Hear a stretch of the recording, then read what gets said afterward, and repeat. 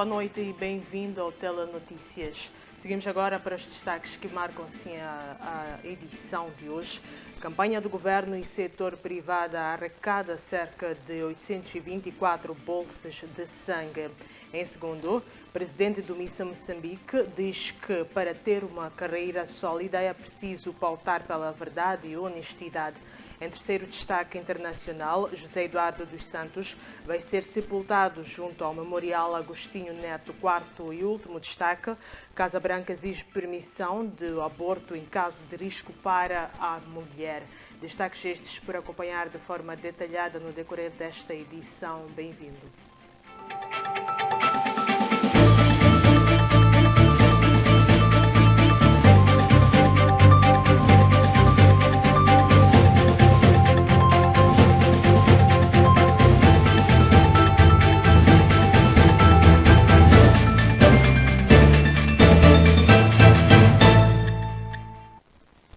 Iniciamos com a seguinte nota.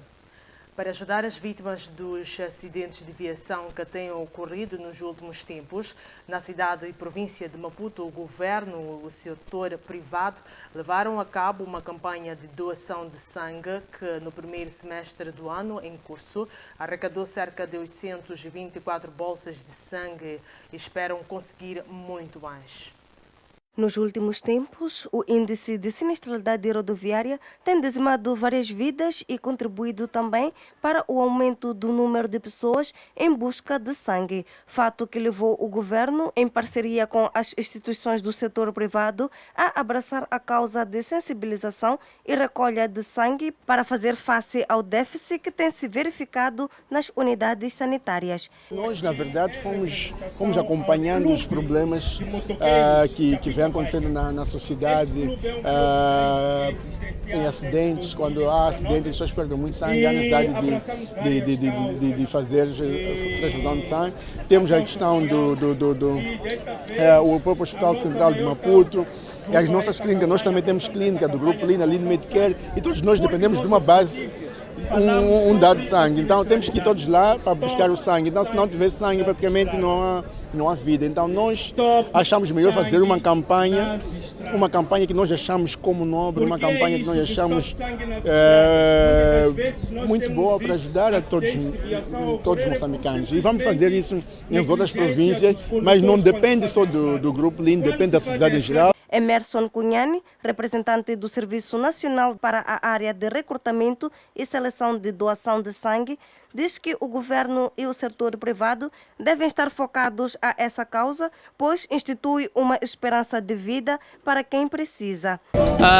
Nós achamos que todas as instituições privadas, assim como governamentais, devem estar focadas para essa causa que é nobre e social. Porque está claro de que não existe outra forma de se conseguir sangue a não ser a doação. E se formos olhar para o momento que estamos agora, é um momento um pouco atípico, que temos uma recorrência de acidentes de viação. Isso vem a quebrar aquele que é o ciclo de uso normal de sangue. Afinal de contas, nós precisamos de sangue para pacientes claramente que têm doenças normalmente crônicas ou esperadas. Agora, quando aparecem acidentes de viação nesta dimensão, acaba comprometendo aquilo que é a nossa programática ou programação em relação à transfusão de sangue. Cunhani acrescenta ainda que com a campanha será possível reduzir em grande percentagem a problemática da falta de sangue nas unidades sanitárias. Que essa é uma boa parte feita. Afinal de contas, todo o sangue que é colhido será transfundido, entre aspas, porque todo o sangue passará por uma testagem. Mas nós acreditamos que com o trabalho que se fez, nós estamos a trabalhar com o Grupo Lin toda essa semana, já temos colheitas significantes para aquilo que nós esperávamos. Ainda estamos em trabalho, acreditamos que até o final dessa atividade podemos ter mais colheitas.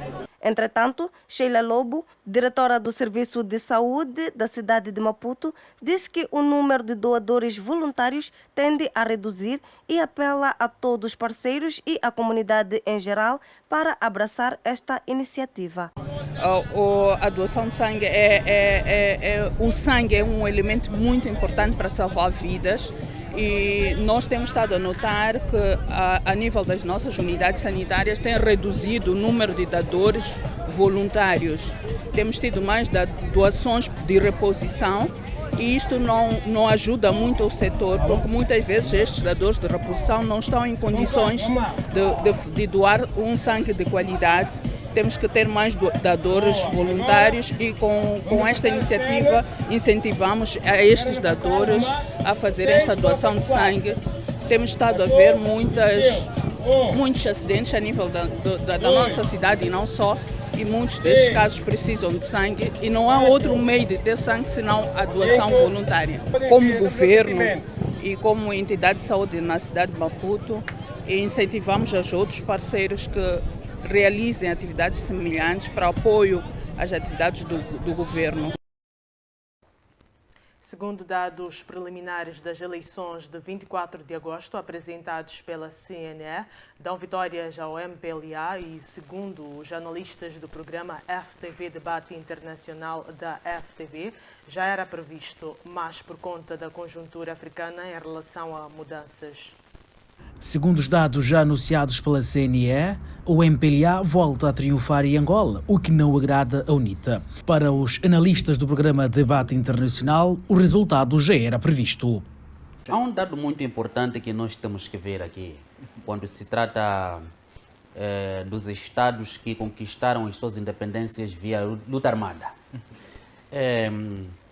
Particularmente agora em Angola, que estão a decorrer eleições. No tempo da campanha, o Adalberto Costa aparecia, na verdade, com discursos elaborados. Mas aqueles discursos eram muito mais para a classe intelectual, porque a maioria da população não está mais preocupada com o discurso. Primeiro, olham fatores históricos. Angola, o MPLA concedeu independência a Angola. O MPLA conseguiu acabar com a guerra do Savimbi. Então, a maioria da população não está preocupada em ver o desenvolvimento, porque muitas vezes também não entende nada dessas coisas.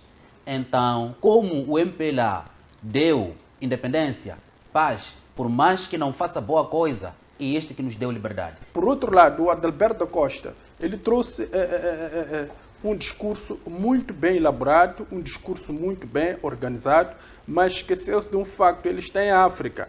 Em África, nós ainda não temos a capacidade de perceber esses discursos bem elaborados, ainda não temos incorporado essa ideia da democracia, desconhecemos o valor desse tipo de coisas. Então, os discursos nós aplaudimos naquele momento, mas meia volta nós já esquecemos e recordamos sempre daquele nosso pai que conseguiu colocar o pão na mesa.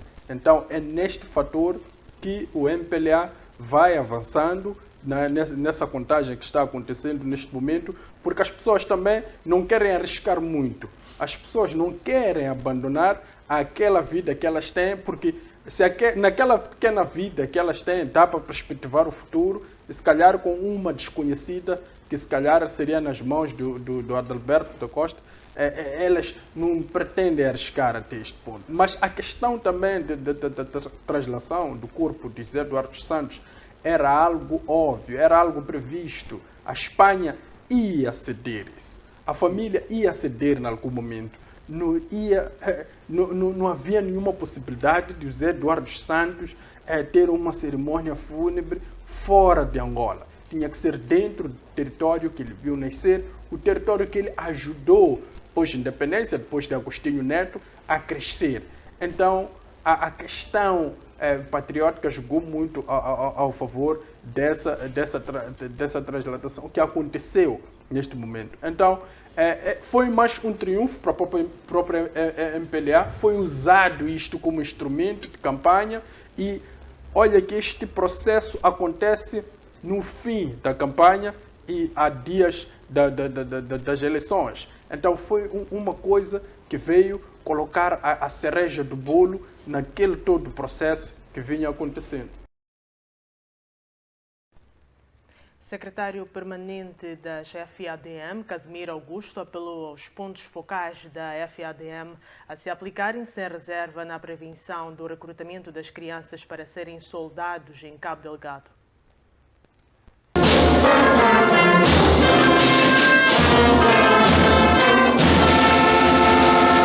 O apelo foi dado na tarde desta sexta-feira na cidade da Beira, no âmbito do encerramento da formação dos pontos focais das FADM em matéria de prevenção e proteção da criança das 6 violações graves contra aquela camada infantil em conflito armado. Caros finalistas, parabéns pela formação. Formulamos votos de sucesso no exercício das suas funções como pontos focais de proteção à criança. Recordem-se que os desafios e dificuldades que irão encontrar no terreno são delicados e complexos. Porém, não deverá constituir empecilho para o frutífero desempenho das vossas atividades. Ocorre-nos elogiar a dedicação, empenho e espírito de aprendizagem que vem sendo empreendido por vós desde a formação básica à formação de formadores até a formação de pontos focais de proteção à criança, que marca o início do estabelecimento de pontos focais de proteção a crianças nas estruturas do setor da defesa. Constatamos com satisfação que as matérias ministradas têm ainda uma maior importância se tivermos em conta os desafios de segurança que o país enfrenta, particularmente na província de Cabo Delgado, por ser este o grupo mais vulnerável em situações de conflito armado. Apliquem-se sem reservas nos ensinamentos transmitidos e sejam um dos principais promotores do esforço das relações civis e militares. Difundam nos vossos órgãos de forma permanente os princípios básicos da proteção da criança em situação de conflitos. Com efeito, espera-se que sejam líderes na defesa dos direitos das crianças dentro do Ministério da Defesa Nacional e das Forças Armadas de Defesa de Moçambique e sirvam de elo de ligação entre as agências humanitárias e as forças de defesa e segurança no processo de proteção das crianças. Os membros das FADM que beneficiaram da formação dizem que os conhecimentos adquiridos vão dinamizar o trabalho que aquela classe tem levado a cabo na luta contra a violação dos direitos das crianças em conflitos armados. Chegando a essa fase, é só simplesmente aplicar todos os conhecimentos adquiridos na teoria, colocá-las em práticas. E isto junto com as parcerias que aqui acabam de ver, que é a Unicef, a Save Children e nós como setor de segurança. É uma componente nova e muito boa, porque ajuda aos militares a estarem a par, ou seja, aprimorar os conhecimentos que já tinham acerca da ajuda humanitária, principalmente com as crianças em zonas de conflitos armados. Sinto-me pronta, como dizia o ex-presidente Samora Machel, que a criança é a flor que nunca murcha, então temos que fazer valer, sentir as 6 violações graves contra a criança. Nesta formação aprendemos a olhar a criança como criança. Muitas das vezes, no contexto armado, a criança é usada para vários fins pelas forças beligerantes, me refiro dos insurgentes. Usam a criança como soldados e para vários outros fins no contexto da guerra. Portanto, nós fomos instruídos a olhar a criança não como inimigo, mas sim como uma vítima. E neste contexto, o nosso trabalho é trabalhar no sentido de prevenir com que a criança seja um elemento usado como arma de guerra pelas forças inimigas. A formação de pouco mais de 33 membros da FADM foi o fruto do memorando de entendimento havido no dia 16 de setembro de 2021 entre o Ministério da Defesa Nacional, Fundo das Nações Unidas para a Infância, Unicef e Instituto de Laire. Mendes Mundai, Cidade da Beira, FTV. Olhando para os desafios que o setor do jornalismo enfrenta no país, o presidente do Missa Moçambique diz que para ter uma carreira sólida é preciso pautar pela verdade e honestidade. Jeremias Langa falava durante o encerramento de capacitação de estudantes e corpo docente do jornalismo e direitos digitais nesta sexta-feira na cidade de Maputo. Falando a estudantes dos cursos de jornalismo e direito da Universidade Pedagógica, o presidente do MISA Moçambique, que partilhava sua experiência na carreira dos 29 anos como jornalista, Jeremias Langa evidenciou que o percurso não é nada fácil e aconselhou a comunidade acadêmica a pautar sempre pela verdade. A carreira de jornalista não é uma carreira fácil. Há quem faça a fama pelo caminho mais fácil, mas não é um caminho sustentável a longo prazo. E se nós queremos fazer uma carreira sólida, em que possamos ser respeitados enquanto jornalistas, precisamos de nos alicerçar nestes valores. de verdade, de honestidade naquilo que nós fazemos no dia a dia. Obviamente vão enfrentar muitos espinhos pelo caminho, expectativas que muitas vezes não se vão concretizar, mas eu queria deixar esta mensagem de encorajamento a todos aqueles que ainda são estudantes para que sigam. O jornalismo é um dos pilares da construção da democracia num país e não há nenhum país capaz de construir uma democracia sem um jornalismo sólido e forte. Outrora eram poucas as mulheres que podiam frequentar a faculdade e principalmente para cursar jornalismo, mas hoje os tempos são outros, evidenciou Jorge Ferrão, reitor da Universidade Pedagógica. Parecem números, parecem dados estatísticos, mas são muito mais do que dados estatísticos. Quando nós olhamos para trás e sabemos que a universidade em África é uma universidade machista, quando olhamos e sabemos que as famílias investem nos filhos homens e pouco nas filhas, e de um momento para outro a nossa universidade mudou.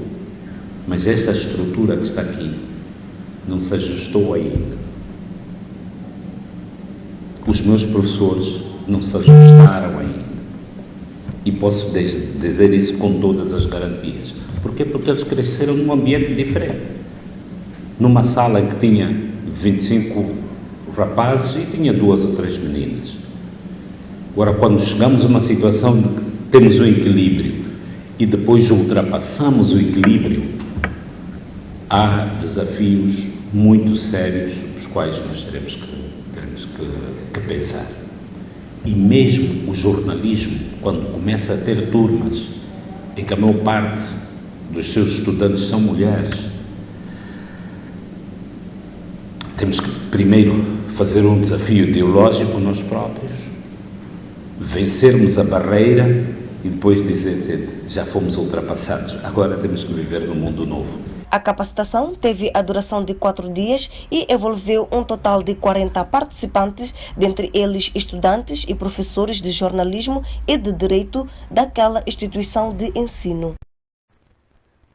Durante o encerramento da capacitação de estudantes e do Corpo Docente de Jornalismo e Direito Digitais da Universidade Pedagógica de Maputo, o presidente do MISA exortou aos jovens a seguirem firmes na formação profissional de direitos digitais, como forma assim de preservar e mitigar a situação da evasão de contas usando a tecnologia. Hacker indica uma pessoa que possui interesse e um bom conhecimento na área de informática, sendo capaz de fazer modificações em sistemas, para o bem ou para o mal. Foi nesta senda que Jeremias Langa falou da importância da luta contra os direitos violados dos cidadãos pelos hackers, que usam as tecnologias para invadir a privacidade do outrem, o que por vezes resulta em chantagens e roubo de dados. Queria também deixar uma mensagem para aqueles estudantes de Direito que estiveram a fazer o curso de formação sobre direitos digitais. Os direitos digitais são uma área muito importante e nova que vai surgindo e que o MISA também está a dar um enfoque particular a esta área. Nós estamos a fazer uma advocacia junto das instituições e das autoridades deste país, no sentido de se aprovar o mais rapidamente possível uma lei de proteção de dados. Tendo em vista esta situação, o presidente do MISA esclarece que os direitos digitais devem ser respeitados. Por essa razão, esteve em foco neste workshop, apesar de ser uma nova área no nosso país. Como nós sabemos, cada um de nós entra nas páginas, entra na internet e coloca lá os seus dados, vai se cadastrando. Qual é a utilização que é feita desses dados? Em que medida os direitos fundamentais ligados à nossa, a nossa privacidade, em primeiro lugar, e as nossas liberdades não podem ser postos em causa com a divulgação desta informação. Portanto, é um tópico novo e importante que eu queria encorajar em particular os estudantes, a todos que estão a fazer, que fizeram a formação, aos estudantes em particular de Direito, para seguirem nesta área. Eu também sou formado em Direito, é uma das áreas que eu também fiz recentemente, e é uma das áreas minhas de interesse em particular, porque há direitos fundamentais que estão em causa e que é preciso nós salvaguardarmos. O desenvolvimento, o surgimento das novas tecnologias traz consigo novos desafios. É necessário que se desenvolvam normas que regularizem o uso da internet, de forma a proteger e até a penalizar quem for a usar para fins incorretos, destacou Langa. Do ponto de vista social, e que é preciso nós tentarmos encontrar formas de os mitigar. E, em particular, esta área dos direitos digitais é uma área virgem e que precisa ainda de ser profundamente discutida, pesquisada, inclusivamente, para que as pessoas tenham uma percepção real do que é. E, portanto, o envolvimento do MISA tem fundamentalmente a ver com isto que eu me referi aqui. A nossa preocupação, e é uma preocupação que não se fica por aí, portanto, é uma preocupação que vai até a ação e por isso estamos neste trabalho. Para a vossa informação, na história do MISA, aquilo que é hoje a lei do direito à informação que existe neste país foi uma iniciativa do MISA. Foi um grupo de membros do MISA que lá nos idos anos 2000 fizeram uma proposta, desenvolveram uma proposta e fizeram advocacia junto do Parlamento. E passaram muitos anos até o Parlamento assumir que os cidadãos podem ter iniciativa de lei.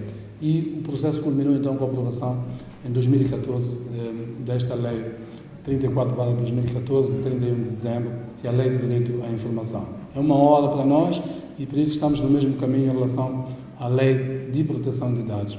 Vários países já têm esta lei e no âmbito do direito comparado é uma área fundamental para nós já trazermos e discutirmos aqui no nosso país sobre as suas implicações. Por sua vez, os cidadãos entrevistados pela nossa equipa dizem que essas normas são bem-vindas, afinal, vão regulamentar a internet. Penso eu que é bem-vindo, é positivo. É positivo porque razão pela qual estamos a passar uns momentos muito difíceis através das redes sociais, crime também, está a perceber? Então o governo, se sei que é uma lei que será vantajosa, é bem-vindo. De facto é louvável. Se eu já conheci alguém que teve a sua conta violada, e o que foi que essa pessoa fez? Diretamente não, mas acompanhando pela televisão. Frequentemente tem acontecido muitas das vezes isto em Brasil, por exemplo. Em Brasil, tenho acompanhado sim. Mas diretamente com uma pessoa, se calhar, mais próximo. Sim, acredito que será. Acredito que será porque acho que irá proteger aquilo que é a privacidade, né? E nos deixar mais seguros, né? Usar redes sociais e tudo. Não só, também sabemos que telefones guardamos coisas individuais, né? Coisas que não podemos partilhar com as pessoas. Então, de uma certa forma também irá proteger.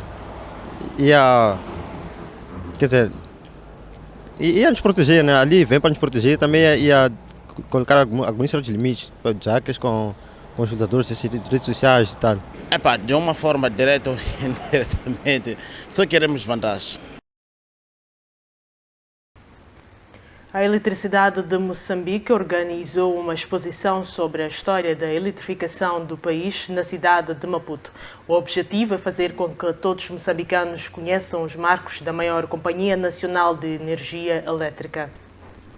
Com o objetivo de dar a conhecer ao público sobre a história da eletrificação do país e sensibilizar os estudantes na área, a Eletricidade de Moçambique organizou uma exposição que terá a duração de uma semana. De acordo com o chefe do Departamento de Conhecimento da EDM, Jerônimo Jacinto Nhusse, a Eletricidade de Moçambique retém um patrimônio cultural que deve ser conhecido pelas gerações. Com esta exposição, a EDM pretende valorizar, né,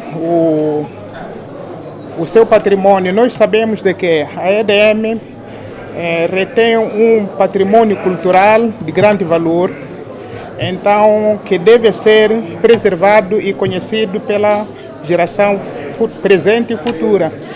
Então, essa exposição é feita com o objetivo de alavancar, dar a conhecer a história da eletrificação em si e de Moçambique em particular. Então queremos com essa exposição atingir os estudantes para saber um bocadinho como é que foi o percurso da eletrificação de Moçambique, qual foi a evolução tecnológica e qual é o patrimônio elétrico que nós temos nesse momento. Tal feito que está a ser bem acolhido pela estudante de eletricidade no Instituto Industrial de Maputo, Rita Hermenegildo. Viemos ver a exposição dos 45 anos da EDM. Eu aprendi muita coisa boa. Estou a começar a entender como é que a energia chega nas nossas residências. Estou a começar a perceber como é que é feita a distribuição até as nossas casas, como é que temos a benção de ter a energia aqui no nosso país. Ademais, Rita Hermenegildo deixou um conselho para as raparigas da sua idade. Eu digo, nada é difícil, todo mundo pode fazer, tanto o homem como a mulher. O trabalho técnico é muito bom, a energia para mim é uma paixão. Fiz isso por querer promover mais energia para todo o país. E eu dou conselho às mulheres que tentem e não tenham medo. Isso é qualquer coisa, é uma coisa comum, todo mundo pode fazer. O importante é ter foco e determinação. Nhusse acrescentou que a exposição foi feita na base de fotografias que ilustram o início da iluminação, começando dos candeeiros até a fase atual, em que a energia é produzida através de centrais de gás e solares. A exposição vai decorrer até dia 31 do corrente mês. Um grupo de jovens da Academia de Modelos saiu à rua neste sábado para a sensibilização dos munícipes da capital na preservação do meio ambiente. Moçambique é um dos países que a preservação do meio ambiente tem sido ignorada pela população. E é no intuito de consciencializar a sociedade na preservação que este grupo de moda levantou-se para passar mensagens através de cartazes aos munícipes na praia Costa do Sol. Bom, é um evento de moda, nós estamos a preparar a 6ª edição para esse ano 2022 e a nossa edição desse ano, o tema é sustentabilidade, por essa razão que temos essa sensibilização comunitária, essa sensibilização pública sobre a proteção do meio ambiente, porque temos que tomar em consideração que não temos um planeta B, podemos ter plano B e inúmeras opções, mas nós não temos um planeta B, então temos que salvaguardar esse planeta, que é o planeta Terra, agora. E hoje estamos aqui a fazer esta sensibilização com mensagens para os automobilistas que passam por aqui, igualmente para o público que usa as praias, que é para estarem a par dos meios de preservação da praia e a proteção do mesmo. E também por causa do consumo de plásticos, porque sabemos que é um dos grandes poluentes, não só das praias, mas do nosso dia a dia. Nós consumimos muitos plásticos e usamos no nosso dia a dia durante o processo de cozinha. O representante do grupo disse ainda que estão a decorrer preparativos para a realização de uma campanha de plantio de árvores. Sim, nós vamos ter daqui a pouco um plantio de árvores que vai decorrer aqui na cidade de Maputo e vamos identificar alguns pontos que necessitam a colocação de mais árvores, que é para reduzirmos o aquecimento global, porque está alto.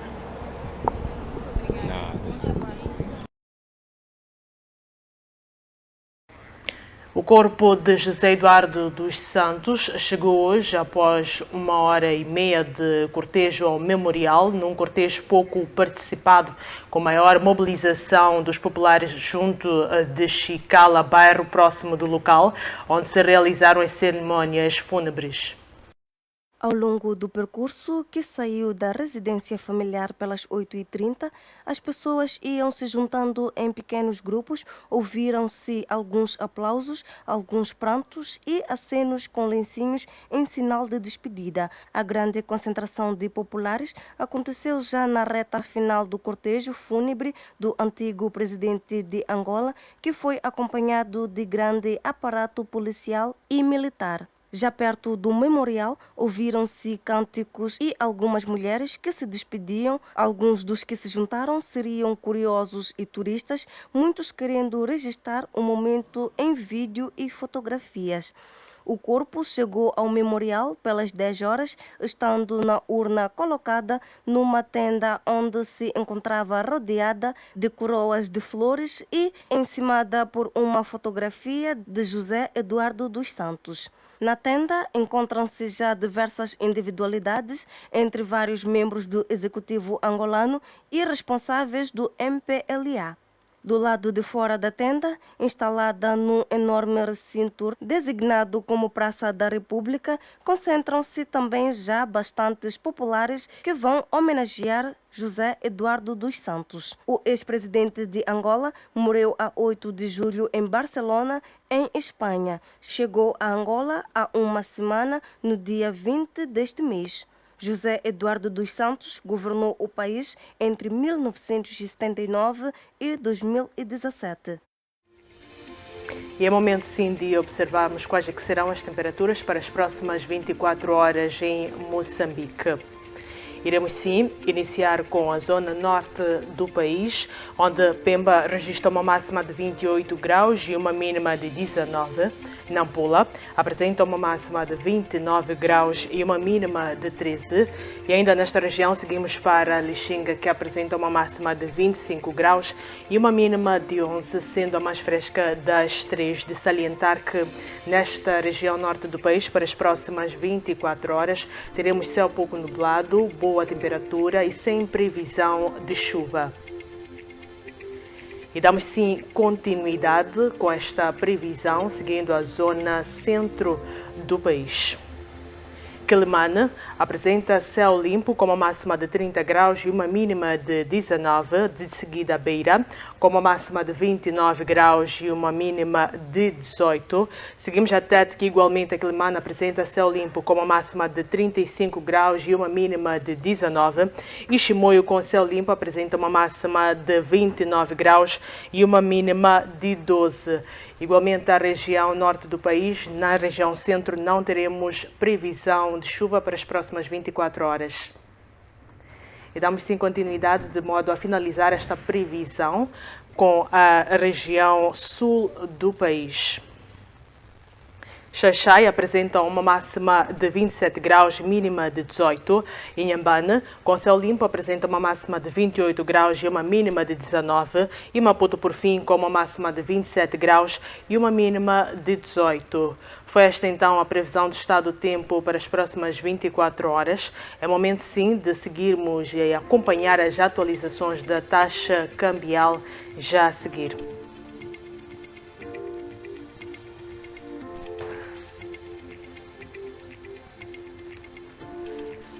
Pois bem, vamos a seguir a uma breve e curta pausa.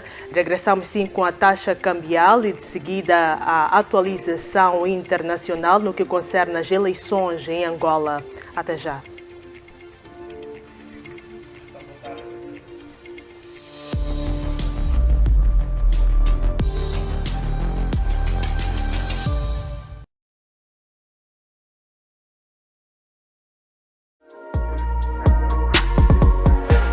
Olá família, eu sou o Manas Laser e desta forma eu passo para lhe fazer o convite a assistir o programa FTV Hits. Programa este que vai ao ar de segunda a sexta a partir das 16h30. Eu só quero estimas ninguém.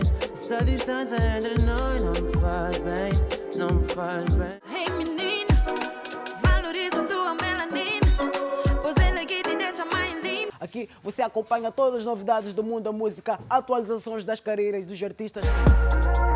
A música é baseada em fatos reais, como é que é? Nada, quem me dera conhecer alguém assim. Qual é o critério que o Rolê usa para poder fazer seleção das pessoas com qual trabalha? É um bocado complicado, bro. Misturas ao som de DJ Dilson.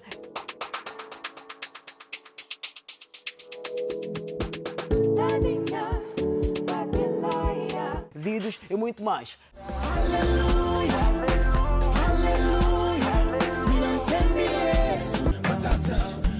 Já se tiram da cara.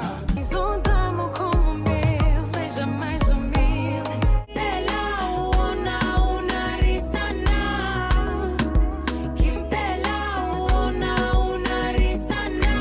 Fiquem sempre ligados ao bom do entretenimento aqui no programa FTV Hits, na televisão FTV. Estimado internauta e telespectador, acompanhando os problemas sociais do país, a FTV traz para si, de segunda a sexta-feira, o programa Vuvuzela.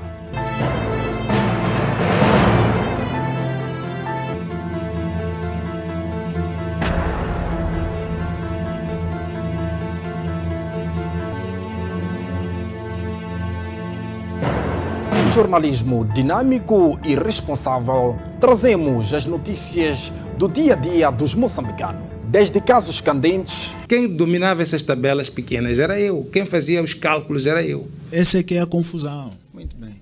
Desculpa, meritíssimo, posso acrescentar? Só quero acrescentar para esta confusão ficar esclarecida. Debates e também reportagens na sua localidade. Esses gatunos, quando entram na cadeia, não ficam. Logo saem. Estou cansado, mas deixam da gente. As nossas casas não tem onde dormir, não tem nada. É água só. Que paga aqui nesse bairro não existe. Não existe que pague nesse bairro. Temos um encontro marcado das 12 às 3, de segunda a sexta-feira, aqui na FTV, na televisão que faz da sua visão uma realidade.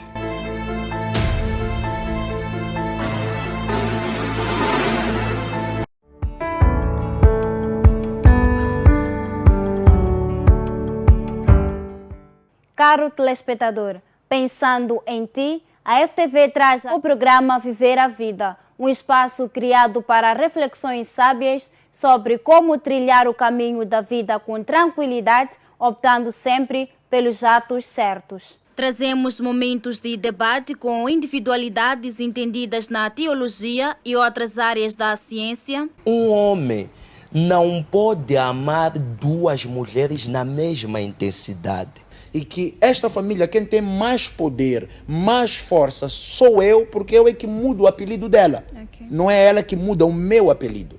Uma alma não tem por intuito como base dormir com um ser humano.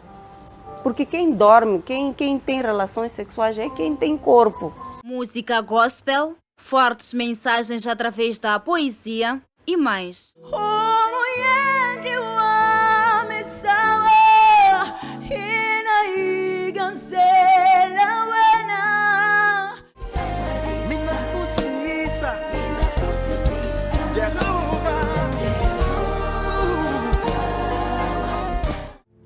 Nipamisi kama kungu ya davlosi shikwebu kuno kumaja timbongolo ni tuhumu timjaza. Não perca o programa Viver a Vida aqui na FTV.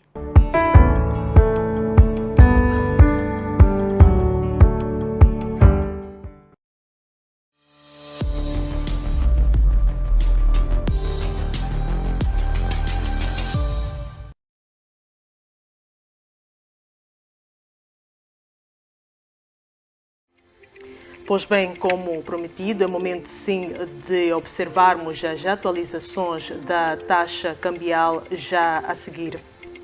Iniciamos sim com o dólar, que apresenta a compra de 63 meticais e 69 centavos e a venda a 64 meticais e 49 centavos. O rand apresenta a compra de 3 meticais e 74 centavos e a venda a 3 meticais e 94 centavos. De seguida, o euro apresenta a compra de 3 meticais, ou melhor, 63 meticais e 83 centavos e a venda a 64 meticais e 96 centavos. Libra, por fim, apresenta a compra de 77 meticais e 93 centavos e a venda a 78 meticais e 44 centavos.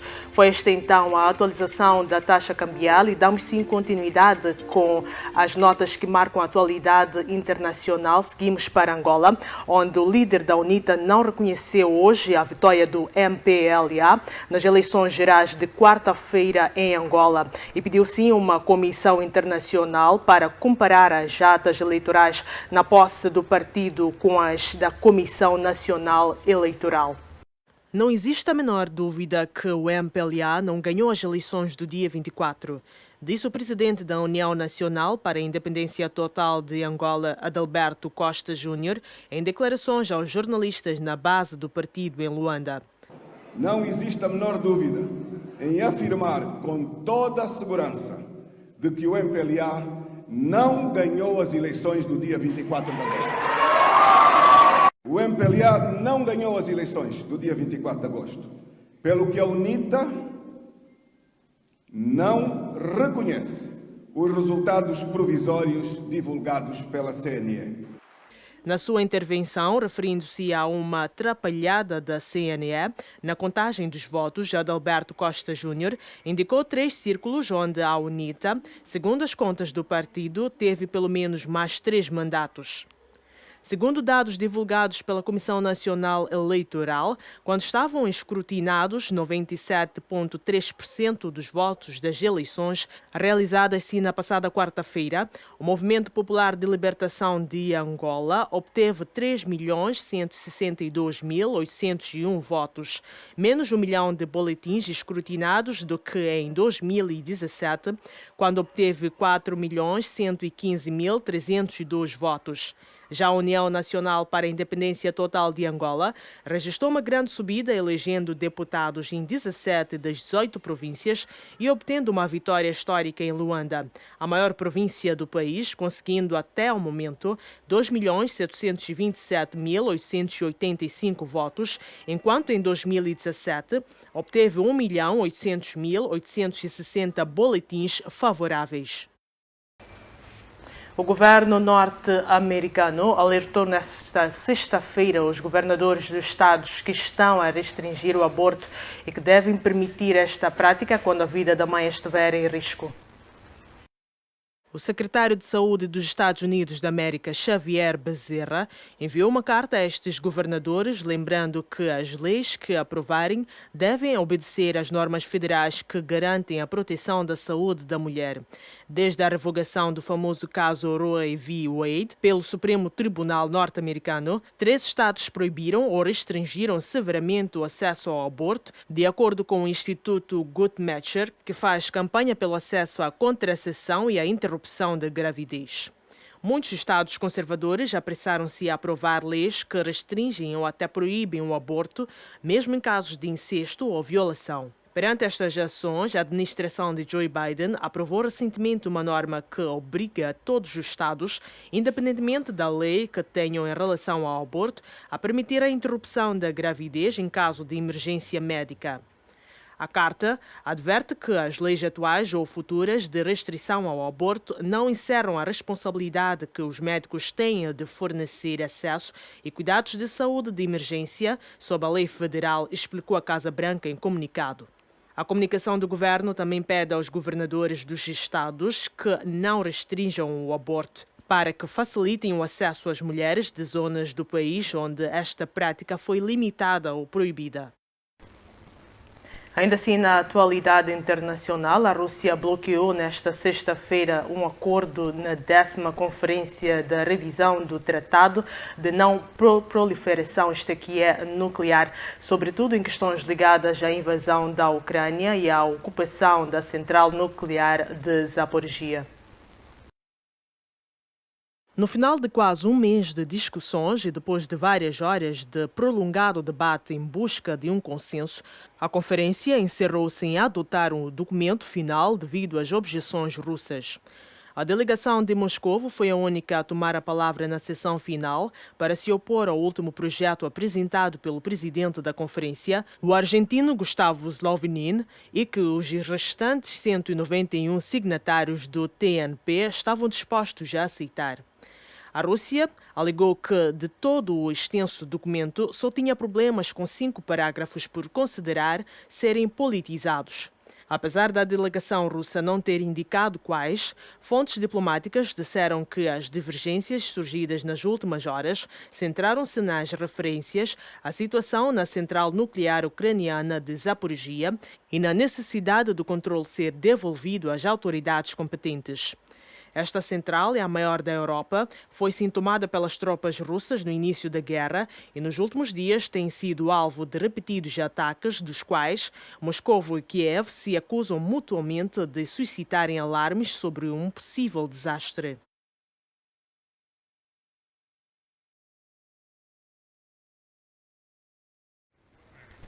É chegado sim o final desta edição, com promessas de voltarmos amanhã à mesma hora. Poderá sim acompanhar estas e mais notícias nos próximos blocos noticiosos da FTV. Tenha uma boa noite e até amanhã.